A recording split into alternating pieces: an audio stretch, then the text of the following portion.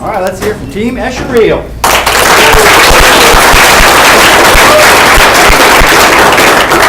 Hi everybody, I'm Seth Buchanan, here today to present Escherreal to you. This is one of the most interesting and unique games I think that you're going to see from a long time. It's a single player, PC-based game, and we created it in the Havoc Vision engine. So the game is about Rafi, and you would think that this game was about MC Escher, but it's not. It's about his nephew, who's kind of sort of this knucklehead. And it's all about his journey and growth through Escher's world and sort of coming into alignment. And we created this game really kind of to center around a lot of different things. One of those being the player experience. We wanted a player to have a feel-good sense of accomplishment, feel good about themselves as they solve different puzzles during this game. We wanted to kind of teach a lesson that when you fall down, you get back up, you keep going. And during the game, we wanted to make sure that we created this world of impossibility that had amazing graphics and things that just kind of tweak your brain a little bit when you look at them, a lot like Escher's art. The stimulating mental challenge was very important for us and challenging to create, to make sure that we had designed puzzles and challenges for the player that really sort of captivated you in the game. Enough to give you a challenge, but not to make it too hard where you feel like you couldn't succeed. So this game has some really unique mechanics. We're definitely not a first-person shooter style of game or something that you're used to playing. It's sort of a puzzle platformer.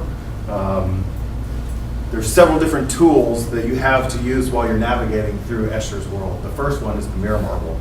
The mirror marble, sporadically placed around the level in strategic points, gives you the ability to change gravity. So everything in the world flips around quite a bit as we go through our demo. Hold on, if you get confused, it's okay. Rafi gets confused a lot, and you're going to see that.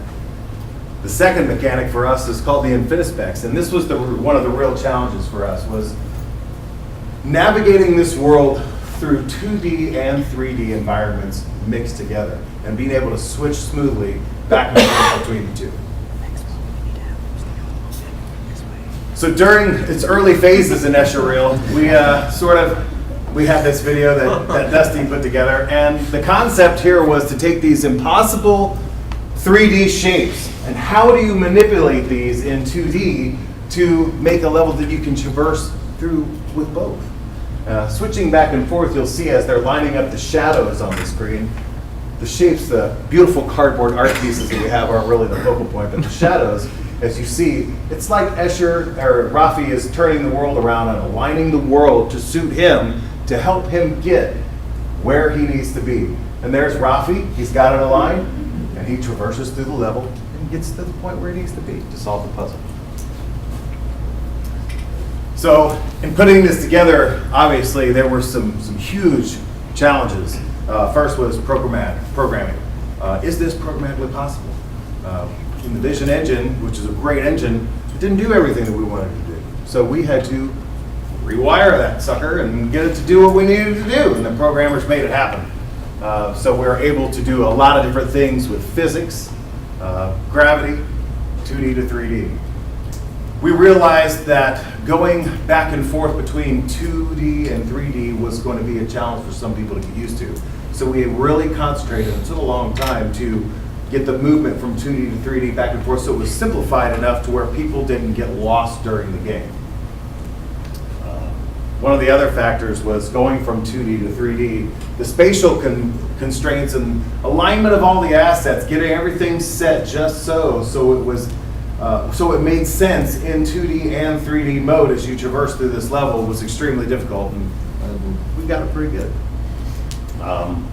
The other biggest challenge we've had since the beginning was how are we going to attack teaching the player how to play this game? And it's definitely difficult, and we're going to continue to iterate on it. So what you're going to see in our playthrough today is a lot of dialogue and some special effects in the game that are going to lead the player to where you need to go. So the dialogue, hence, you're going to be introduced very well to the characters, which are Escher and Rafi, and the visual cues you'll see. We'll try to point those out as much as we can. The other challenge, while While explaining to the player how to play this game it was very difficult to find that level of how much do you tell the player without ruining the integrity of the puzzle. We don't want to give it away. It is a puzzle game. It's a challenge. But if you tell them everything, it's not a challenge anymore. So we'll have different levels of the game and be able to ask for hints at a later time. So the puzzle-based concept was interesting, and we thought a lot about what to show today. We had designed this huge, grandiose level with all kinds of amazing, difficult puzzles inside. Not going to work. It'll take us an hour to play through it. So what we decided on was a simple keyhole that everybody understands. And as Escher is in the world and is going back and forth from 2D to 3D, you'll see these light fixtures in the playthrough that we're about to see. And it's his job to find them, find Mirror Marble, use it, get to different places in the level where he finds what's called the Infinispecs. And the Infinispecs allow him to go back and forth from 2D to 3D. Once he gets those Infinispecs, he gets to a specific point in the level and aligns two of these lamps. You see the shape of the round one and the conical one, and you align it in front of the door, and then you can insert the key, solve the puzzle, and traverse to the next phase. So we're going to demonstrate that now. Over here, out of here with me. And here's Rafi. This is my old apartment, Rafi. Go to the living room, grab the key and my spectacles from the table. Then go to the locked door. There's something there I want to show you.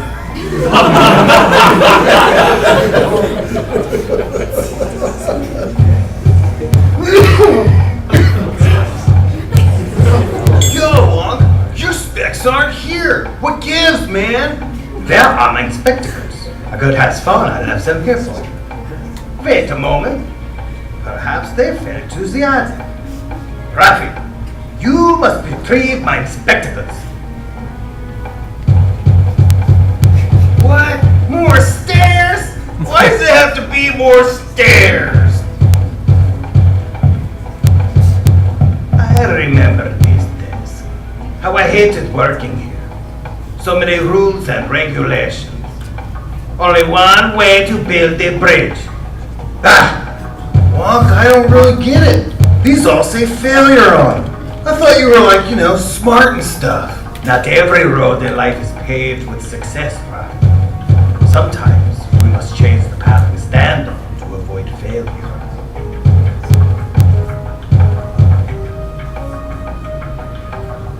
Look up, Rafi.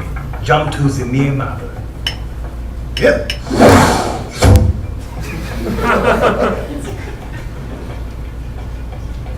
Oh man, every time I come out of that mirror marble and it flips gravity, I don't know which way's up. This can be hard to get used to.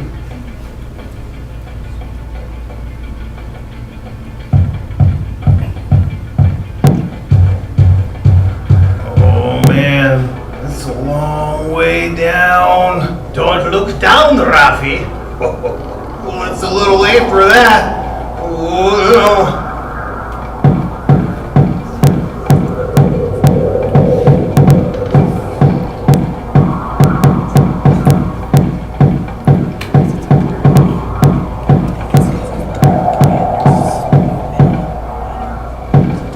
man, not good.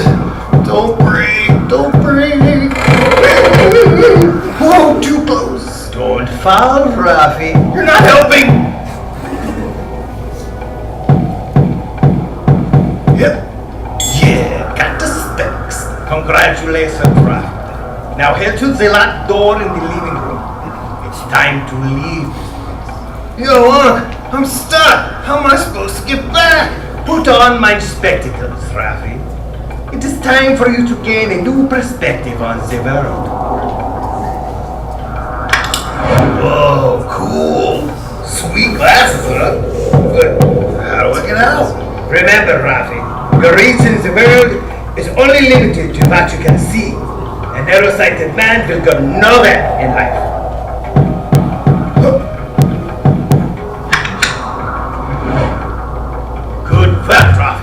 To unlock the door, you must go to the bedroom.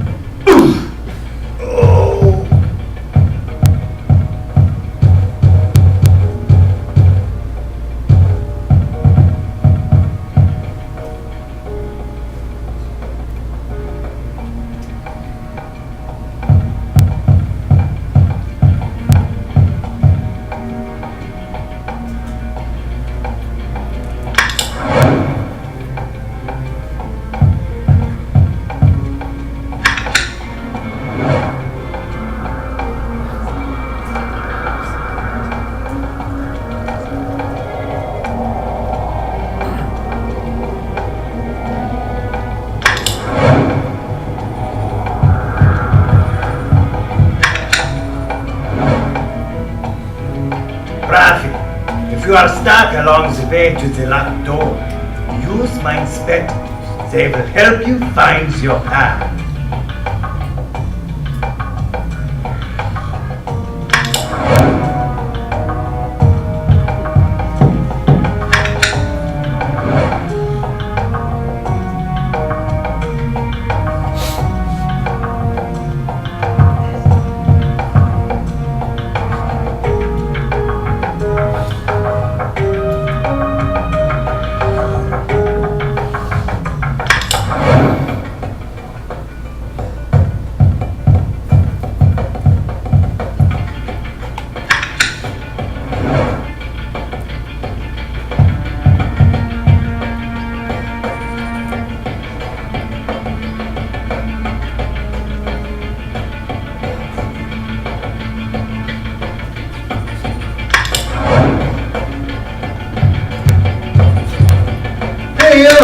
What gives? The store doesn't have a keyhole thingy. And I can't even reach it. Well, still, man. Stupid boy. If the lock does not have a keyhole, then you must make one yourself.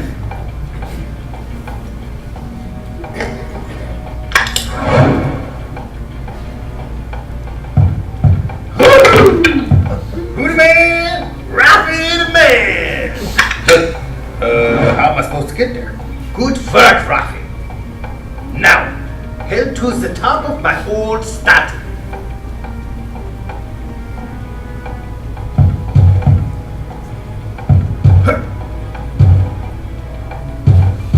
Yep.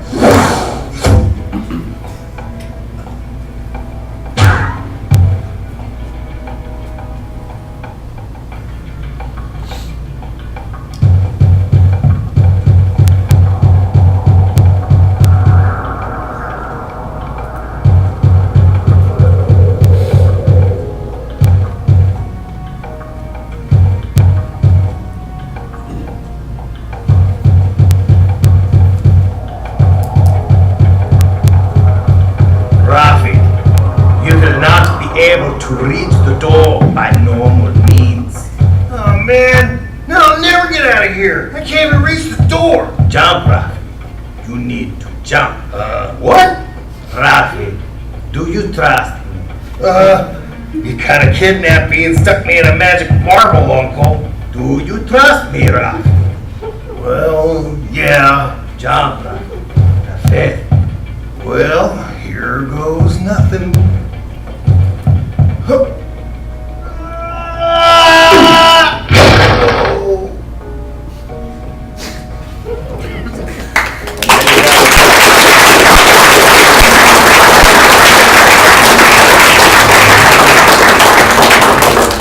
Now you've seen a great glimpse of Escherreal.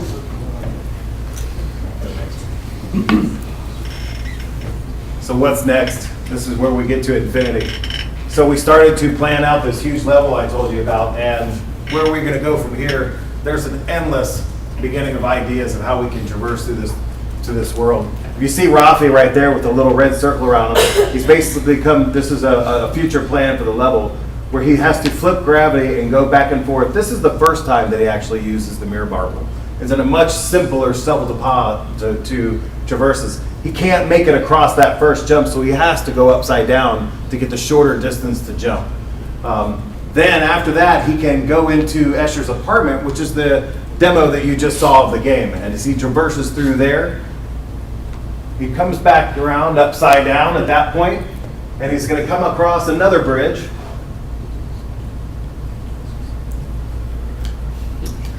You'll notice he's on the bottom side, the sky is down, and the grass is up.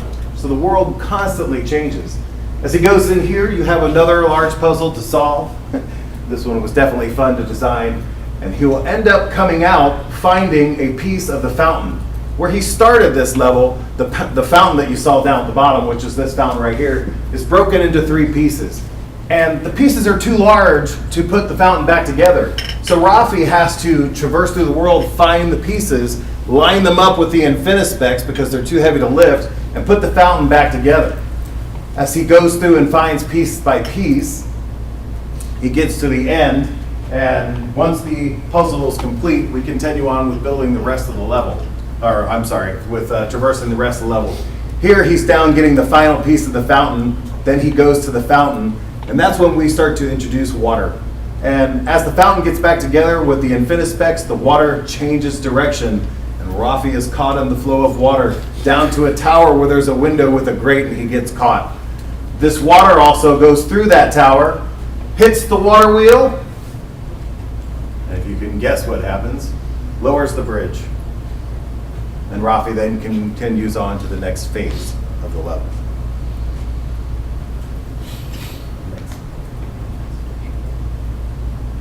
So why Escherreal? We want to continue on with this game, and everybody I think would love to be a part of this game because there really are endless possibilities with it. We have already created a large welcome aboard package to get everybody ready with a lot of different aspects for every single track here that everybody can be prepared. We've created an online feedback system that we can track data. So continuing through its development, we will be able to monitor that and ensure that we have taken into consideration our playability of the character and then being able to learn how to traverse through this world. So artists building this outdoor world, the level that you just saw in sketchy form, may end up looking something like this, and I think that would be really amazing world to create. We'll also be adding in new characters, the enemy, the French toast of Escher's world that will chase you around. For producers, think about the level design opportunities that you have in this game. New puzzles, integration of scripting. There will be a lot of different triggers and things like that to create. Really, it's endless of what we can do. Imagine that. Programmers, water physics, interacting with water, having it fly around the level, using that water to solve different puzzles in this game. The physics water that we've shown is going to be, or we actually worked on, is going to be amazing. We're also going to continue on with creating some shaders that will interact as Rafi moves through the world, and you'll see this throughout the level. And this kind of shows you as lights and objects move around, how they look differently on different objects. So the last thing I just want to say about this team is the dedication of this team. I've never, in my years, worked with a more dedicated group. I've never once had to look at anybody on this team and say, hey, we need to work on this harder, we need to work on this longer, or stay later. It's been an amazing, amazing time working with people, and I've always dreamed about working on a team like this.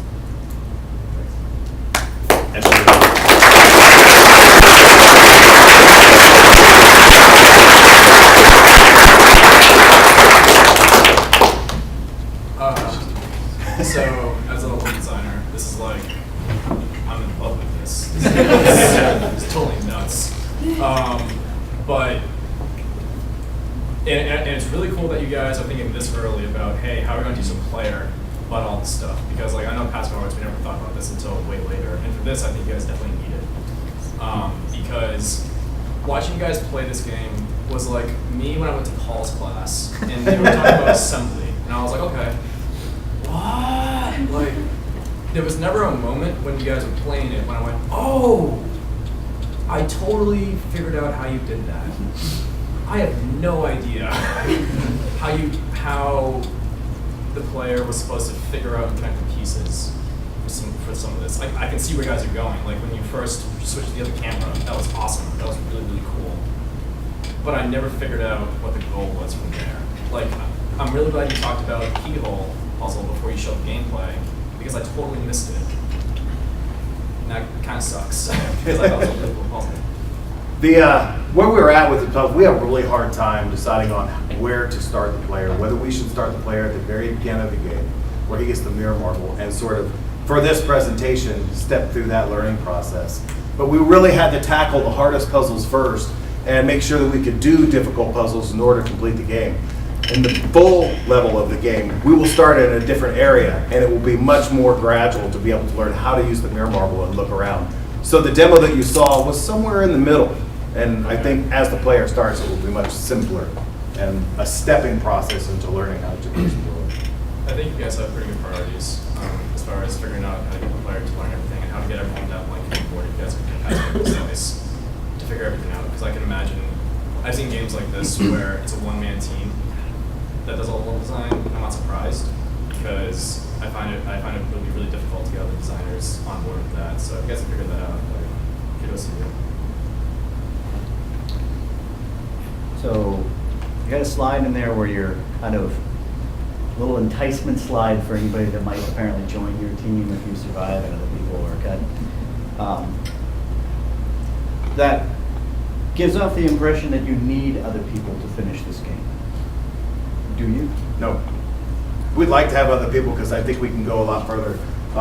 We started off with some challenges people-wise, and we were able to do, I think, with the team we had, we exceeded everybody's expectations. There were some real doubts. When we started working on this game, people didn't think we were going to be able to do it. They kind of said, we'll see that one when it happens. And I think today with the level that we've built, we've proven that we can. And with the levels now that we've got a lot of these assets created, prefabs and things, they're ready to go. Now it's time to build further. But we won't want to stop there. We also want to create new ideas with new team members and take that more creative juices from them. Has this demo level been play tested by anyone outside of the team? Is anybody able to finish? Did you have somebody that? We've had a couple of play tests, and it was not as awesome as we would like it to be. So we definitely recognize that as a challenge. It's a neat concept, and you've got a lot of the pieces put together. But I don't know if it's a puzzle game or you jump off a building.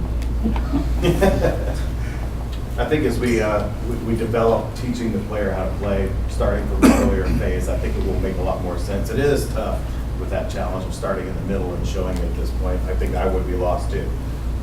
But we realize that is one of our biggest challenges, and we're ready to meet it. From the internet, they're wondering what's in the welcome package. The two leading votes are some kind of style guide or beer for the artists. Beer, Xanax. Okay. We have style guide for the artists. We definitely have a puzzle. We have actually homework already set up for anybody else that comes on the team, as well as scripting standards, programming standards, and everything else that you would. Very nice. The full complete storyboard of the level, which you saw part of. Excellent. So you mentioned a French toast monster or something. So are you planning on having like enemies in the game or anything like that? Or is it completely? Yes. As they get into the outside world, sort of an Emmy the French toast will chase you around and give that element of, oh no, I need to hurry up and figure things out as he chases you around. It's still in the open how we are going to deal with damage. We're not going to make this a shooter or anything like that, and French toast guy will probably move along kind of slowly, but yes, he will be the enemy. Okay, so you're gonna try to like avoid him. You're not gonna like jump on him to defeat him or give Rafi a handgun or. Right now, when we thought about riding him like a big turtle, you know, but you know.